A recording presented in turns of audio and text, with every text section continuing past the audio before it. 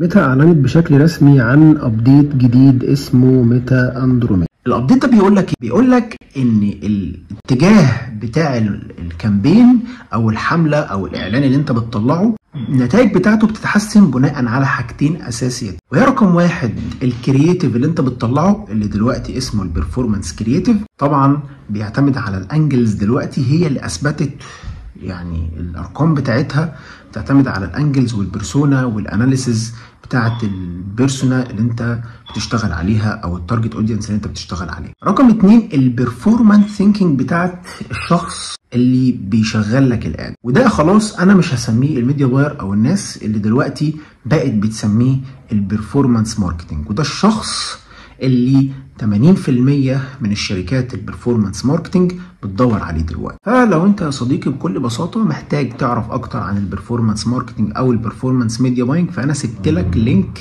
تحت الفيديو ده بيتكلم عن البرفورمانس وبيتكلم عن الادفانتج كامبينز. فلو انت شخص مهتم سيب لي كومنت وهبعت لك لينك السايت.